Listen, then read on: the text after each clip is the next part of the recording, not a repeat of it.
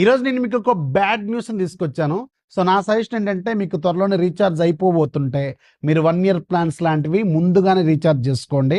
ఎందుకంటే త్వరలోనే ఒక పెద్ద బాంబు పేలబోతుంది. అదే రీఛార్జ్ బాంబు. జియో అలాగే ఎయిర్టెల్ అలాగే వొడాఫోన్ ఐడియా వీళ్ళు త్వరలోనే డిసెంబర్ 1వ తారీఖు నుంచి కొత్త రీఛార్జ్ ప్లాన్స్ని తీసుకురాబోతున్నట్టు ప్రజెంట్గా న్యూస్ అనేది నడుస్తుంది. ఇది బాగా ట్రెండింగ్లో కూడా ఉంది.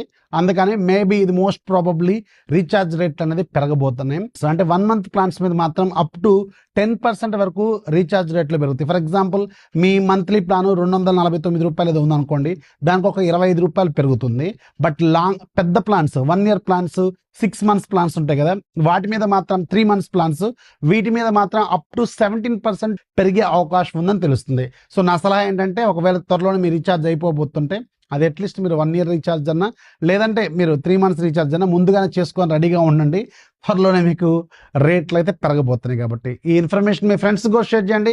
ఎవరికైతే త్వరలోనే రీఛార్జ్ అయిపోబోతుందో వాళ్ళకి బాగా ఉపయోగపడుతుంది. మ్యాక్సిమం షేర్ చేయండి.